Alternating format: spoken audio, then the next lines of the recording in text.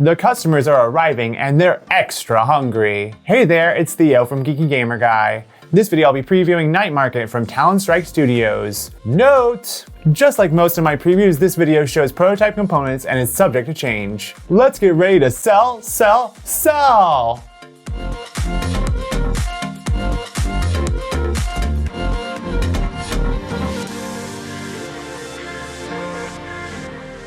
Night Market is a worker placement and spatial puzzle game for 2 to 4 players.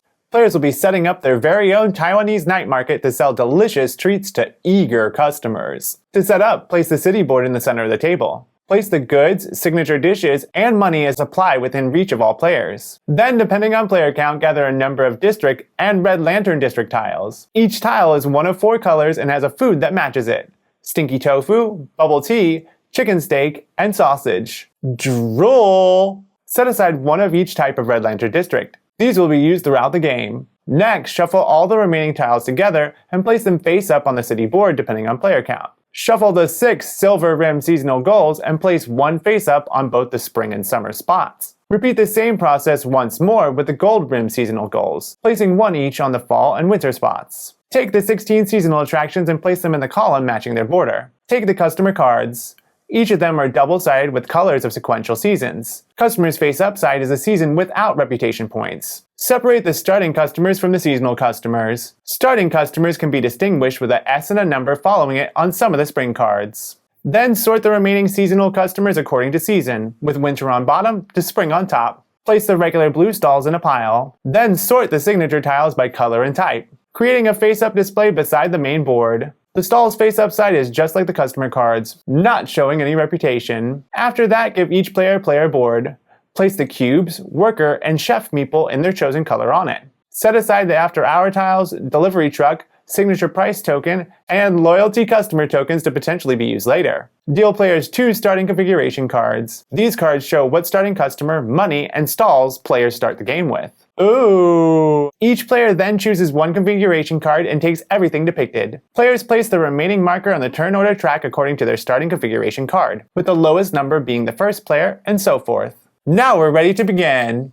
A game of Night Market is played over 4 seasons or rounds. Each season has 3 phases: day phase, night phase, and upkeep. During the day phase, players will be placing their worker meeples onto the city board to collect goods and take lantern actions. On a turn, a player can place a worker onto an unoccupied district tile to collect the depicted good. Then check to see if any worker combos happen. There are 2 kinds of combos: double and triple. A double combo is when a worker is placed orthogonally or diagonally one tile away from another of their workers. Then they also take the good depicted in between the 2 workers. A triple combo happens when 3 workers are placed in an orthogonal or diagonal line. They take the 2 depicted goods on the closest 2 tiles as well as the placed one. For example, the player places their 3rd meeple in a diagonal line and gets the chicken steak as usual, but takes the sausage and stinky tofu in addition for the triple combo. They also take a stinky tofu from here because they are 1 tile away from a previously placed worker. The player can also place a worker on an unoccupied red lantern district, but must pay a cost for it. The first lantern district is free, and then each other lantern used costs an additional $5. So the second lantern district would be $5, and the third would be $10. After the cost is paid, the player can choose to take the good depicted just like regular district tiles, or they can perform one of 3 special lantern actions as depicted on their player board. Hire a chef, build stalls, or attract customers. When hiring a chef, the player pays an amount of money equal to the leftmost available chef meeple,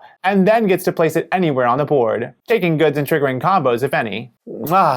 When building stalls, the player pays the amount shown under their market cube, and then moves it 1 space to the right. Then they can choose 2 stalls to add to their market. Lastly, when attracting customers, the player can choose any of the customers from the display to add it to the leftmost slot at the bottom of their player board, paying the cost of the slot shown. After all players have placed their 5 meeples, play moves on to the night phase. Players simultaneously place their goods on stalls in their market to sell to the customers below their player board. Customer cards show a miniaturized market just like on the player boards. A customer will buy 1 depicted good at each stall shown. They may even buy 2 if the customer card shows a plus symbol at the depicted stall. For example, this customer will buy 1 bubble tea at these stalls for $3 each, and will buy sausage plus bubble tea and chicken plus bubble tea here for $8 each. If players have any signature dish stalls in their market, They can make the signature dish shown on it if they place the required number of goods from anywhere in their market. Customers will buy one signature dish as shown, then advance the marker 1 or 2 spaces on the corresponding signature dish track equal to the hearts on the customer card. So using the previous customer as an example, the player placed 4 bubble tea in their market. So they can make a mochi and place it on the depicted available space because there is more than 3 bubble tea in their market. They can then sell the mochi to that customer for $10. Then advance 1 space on the mochi signature track because the customer has 1 heart next to the mochi. Now in future seasons, specialty dishes can be sold for $12. Take the amount of money for sold goods and dishes, being sure to separate it out from any money from the previous seasons. Then check to see if the customer is satisfied. If the player sold as many goods to the customer as the number depicted, they are satisfied. That customer will be back next season to buy more goods and give reputation points. After all players have sold their goods, check the seasonal goals for the current season. Whichever player best achieved it is first to grab a tile to place in their market. They move their turn order marker to the last spot. Then the player who did next best grabs a tile, and so on. These tiles give things like a delivery truck as a way to gain more goods during the upkeep phase, or a claw machine that upgrades stalls in the market. Upgrade stalls award reputation points and things like after-hour tiles to send goods to be delivered for $1 or to be frozen and used next season. Upgraded specialty stalls reduce the required number of goods to make a signature dish. After all players have grabbed a tile, play moves on to the upkeep phase. Remove all goods from the customer cards and stalls. Remove any customers that don't show the next season and don't have a loyalty customer token from the specialty dish track. If the customer had already been flipped to the reputation side, the player sets it aside to be scored in endgame. Otherwise, discard the customers. Discard any remaining current season customers and reveal 4 new ones. Remove any worker meeples, but not the chef meeples. Players can move their chefs to wherever their worker meeples were. Flip all the lantern districts and place 2 more in the spots shown based on player count. Then players take goods for whatever tile their chef meeples are on. Frozen after-hour tile goods plus an additional good of that type, and every delivery truck gains goods of the player's choice. Play then continues on to the next season. After 4 seasons have been completed, players score 1 reputation point for every $10, flip customers, upgrade stalls and seasonal attractions, and if their cubes reach any points on the tracks of their player boards. The player with the most points wins. Some features here are an innovative and thinking mixture of worker placement and spatial puzzle, trying to gather enough goods in the day phase to satisfy customers during the night phase. Balancing what goods to go for to keep them wanting more is key. More please. With there being many different strategies to explore to go about doing that. It's a robust puzzle that will take a lot of brain power to pull it off. I gotta think. All the while making your stomach growl at the different foods. Delicious. This game is definitely for players that enjoy worker placement and spatial puzzle and want to play a game that meshes the two together nicely. So if that's you, you should definitely check this one out. I put a link to the Kickstarter in the comments below. That's it! Thanks for watching. Don't forget to like and subscribe. Plus hit the bell to not miss out on future videos. Until next time, stay geeky. Keep gaming! Red lanterns, red lanterns.